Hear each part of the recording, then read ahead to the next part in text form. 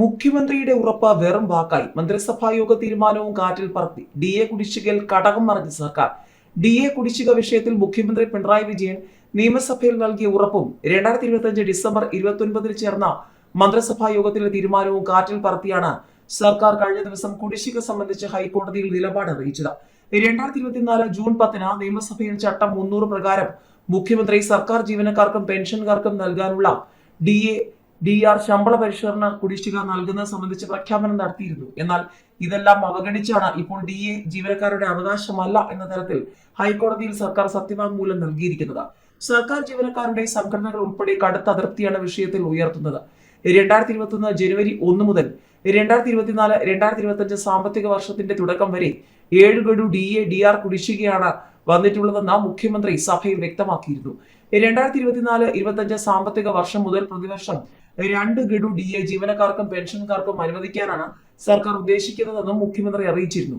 മുഖ്യമന്ത്രിയുടെ ഈ വാഗ്ദാനം സർക്കാർ പാലിക്കണമെന്ന ആവശ്യമാണ് federation of university employees organisations ഹൈക്കോടതിയിൽ ആവശ്യപ്പെട്ടത്. എന്നാൽ DA ജീവനക്കാരുടെ അവകാശമല്ലെന്നും അതിന്റെ കുടിശ്ശിക നൽകുന്നത് കടുത്ത സാമ്പത്തിക ബാധ്യതയുണ്ടാക്കുമെന്നുമാണ് ജനുവരി 9 ഓൺലൈനായി സർക്കാർ ഹൈക്കോടതിയെ അറിയിച്ചത്.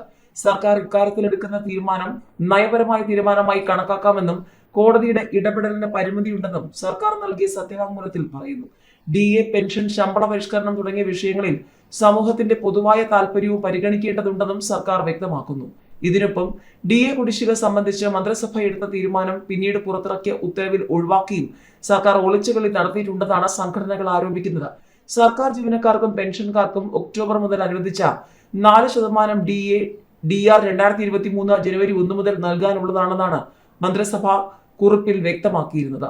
ആനുകൂല്യ പ്രഖ്യാപനങ്ങൾ ചോരാതിരിക്കാൻ അജണ്ടയിൽ ഉൾപ്പെടുത്താതെയായിരുന്നു മന്ത്രിസഭാ യോഗത്തിൽ കുറിപ്പ് അവതരിപ്പിച്ചത്. എന്നാൽ പിന്നീട് പുറത്തിറക്കിയ ഉത്തരവിൽ ഇത് ഏത് കാലയളവിലേക്കാണെന്ന് ധനകാര്യ വകുപ്പ് വ്യക്തമാക്കിയില്ല.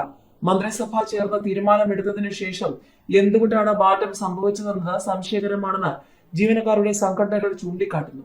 ജീവനക്കാർക്കും പെൻഷൻകാർക്കും അവകാശപ്പെട്ട കോടിക്കണക്കിന് രൂപ സർക്കാർ അപഹരിക്കുകയാണെന്നും ശമ്പളം വെട്ടിക്കുറയ്ക്കുന്നതിന്റെ ഭാഗമായാണ് ക്ഷാമബത്ത് നൽകാതിരിക്കുന്നതെന്നും NGO അസോസിയേഷൻ സംസ്ഥാന പ്രസിഡന്റ് പറഞ്ഞു. നിയമസഭയിൽ ചട്ടം 300 പ്രകാരം മുഖ്യമന്ത്രി നൽകി ഉറപ്പ് പാലിക്കാൻ സർക്കാരിന് നിർദ്ദേശം നൽകണമെന്ന ആവശ്യമാണ് കോടതിയിൽ ഉന്നയിച്ചിരിക്കുന്നതെന്ന് ഫെഡറേഷൻ പറഞ്ഞു. 22 കേസ് പരിഗണിക്കുമ്പോൾ കാര്യങ്ങൾ വിശദമായി ബോധിപ്പിക്കുമെന്നും ഫെഡറേഷൻ വ്യക്തമാക്കി. 2023 ജൂലൈ മുതൽ 6 ഗഡുക്കളായി 15% ക്ഷാമബത്തയാണ് ജീവനക്കാർക്ക് കുടിശ്ശികയെ നിലവിലുള്ളത്. ജസ്റ്റിസ് സിയാദ് റഹ്മാൻ ഓഗസ്റ്റിൽ പുറപ്പെടുവിച്ച ഉത്തരവിൽ DA സർക്കാർ ജീവനക്കാർക്ക് നിയമപരമായി നൽകേണ്ടതാണെന്നാണ് വ്യക്തമാക്കിയിരിക്കുന്നത്. രണ്ടാം പിണറായി സർക്കാർ അധികാരത്തിൽ വന്ന ശേഷം 3 വർഷം 1 ഗഡു DA പോലും നൽകിയിരുന്നില്ല. ലോക്സഭാ തെരഞ്ഞെടുപ്പിന് തൊട്ട് മുൻപാണ് 3% DA പ്രഖ്യാപിച്ചത്. ലോക്സഭാ തെരഞ്ഞെടുപ്പിലെ തിരിച്ചറിഞ്ഞാണ് തുടർന്ന് നിയമസഭയിൽ കുടിശ്ശിക സംബന്ധിച്ച് മുഖ്യമന്ത്രി പ്രസ്താവന നടത്തിയത്. മുഖ്യമന്ത്രി നൽകിയ ഉറപ്പ് പാലിക്കണം. മുൻപ് എല്ലാ സർക്കാരുകളും DA പ്രഖ്യാപിക്കുമ്പോൾ മുൻകാല പ്രാബല്യം അറിയിക്കുമായിരുന്നു. എന്നാൽ ഇപ്പോഴത്തെ സർക്കാർ ആ പതിവ് തെറ്റിച്ചു. കുടിശ്ശിക ഉൾപ്പെടെ നൽകണമെന്ന് ആവശ്യപ്പെട്ടാണ് കോടതിയെ സമീപിച്ചിരിക്കുന്നത്. മുഖ്യമന്ത്രി നൽകിയ ഉറപ്പ് പാലിക്കാൻ എന്തൊക്കെ ചെയ്യാൻ പറ്റുമെന്നാണ് കോടതി ചോദിച്ചത്. എന്നാൽ അതിന് പിന്നാലെയാണ് DA അവകാശമല്ലെന്നും DA അനുവദിക്കുന്ന കാര്യത്തിൽ സർക്കാർ ഒരു പുതിയ രീതി അവലംബിച്ച് നടപ്പാക്കിയെന്നും അനുവദിക്കുന്ന DAയുടെ പ്രാബല്യം ഉത്തരവിൽ പരാമർശിക്കുന്ന തീയതി മുതലേ ഉണ്ടാവുകയുള്ളൂവെന്നും സർക്കാർ കോടതിയിൽ വ്യക്തമാക്കിയത്. ഇതനുസരിച്ച് ജീവനക്കാർക്ക് DAയുടെ കുടിശ്ശികയ്ക്ക് അർഹതയില്ലെന്നാണ് സർക്കാരിന്റെ വാദം. അധിക സത്യവാങ്മൂലം സമർപ്പിക്കാൻ സർക്കാരിന് ഇനിയും സമയം അനുവദിക്കുകയില്ലെന്ന ഡിസംബർ 15 കോടതി ഉത്തരവായിരുന്നു. ഇതിനെ തുടർന്നാണ് സർക്കാർ സത്യവാങ്മൂലം ഫയൽ ചെയ്യാൻ നിർബന്ധിതമായത്. എന്നാൽ DA പ്രഖ്യാപിക്കുന്ന കാര്യത്തിൽ സമയക്രമവും കർമ്മപദ്ധതിയും വ്യക്തമാക്കണമെന്ന ഹൈക്കോടതി ഉത്തരവ് സത്യവാങ്മൂലത്തിൽ പാലിക്കപ്പെട്ടിട്ടില്ല. പേയ്മെന്റ് ഓഫ് വേജസ് നിയമത്തിന് വിരുദ്ധമായ കാര്യങ്ങളാണ് സർക്കാർ ചെയ്യുന്നതെന്നും ഫെഡറേഷൻ പറഞ്ഞു.